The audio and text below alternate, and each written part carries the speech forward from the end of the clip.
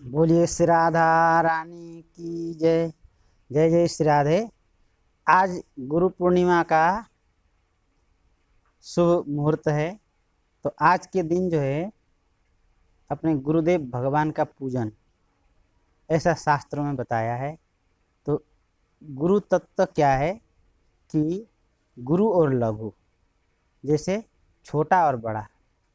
हम छोटे हैं, गुरु जी हमारे बड़े हैं, यानी कि भगवान हमारे बड़े हैं और हम उनके अंश हैं। अंश और अंशी मतलब गुरु और भगवान, गुरुदेव भगवान मतलब जो श्री नर रूप हरि, जो श्री हरि ही नर रूप में है वही गुरु हैं। तो उनके पूजन का आज शास्त्रोक्त विधि से,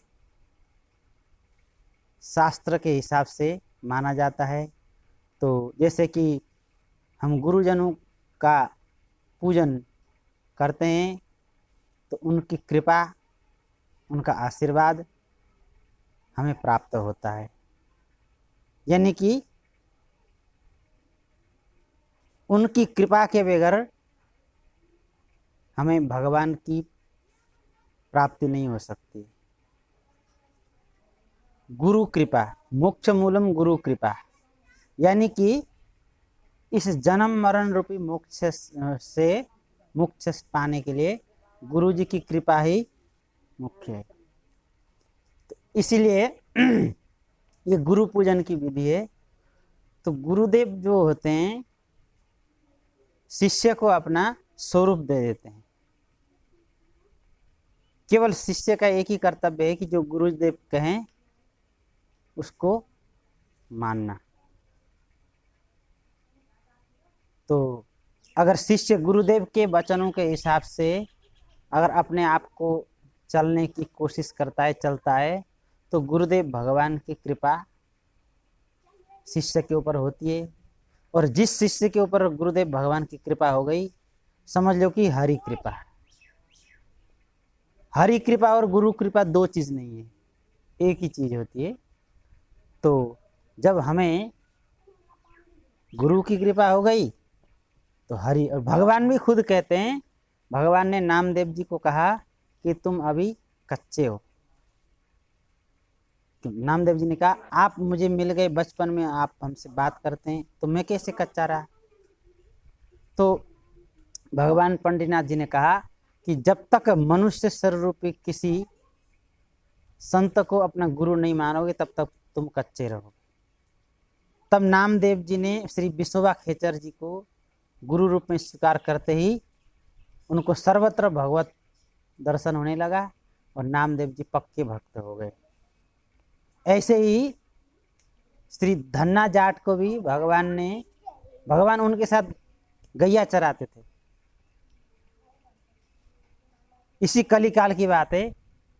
टोंक डिस्ट्रिक्ट में धुआत गांव में श्री धन्ना जाट जी जाट परिवार में खेती किसानी का काम करते थे, संतों में बड़ा प्रेम रखते थे।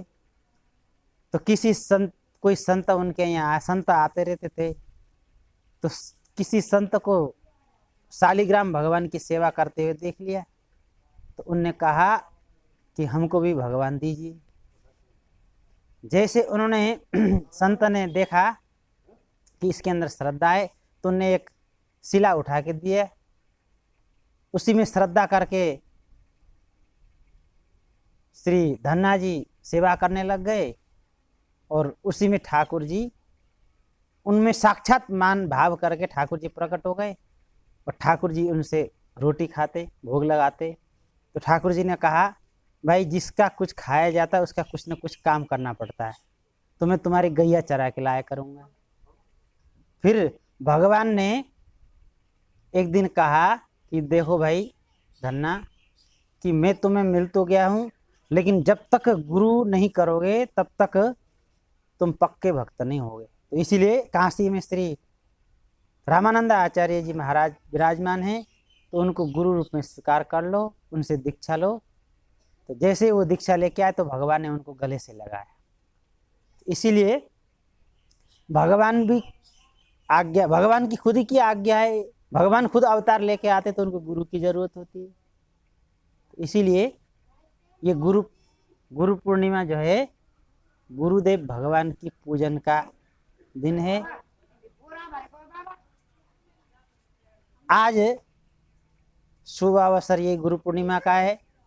हम श्रद्धा भाव से अपने गुरुदेव भगवान को भगवत स्वरूप मान के उनकी चरणामृत लेते, उनकी प्रणाम दंडवत करते हैं, तो उनकी कृपा हमारे ऊपर होती है।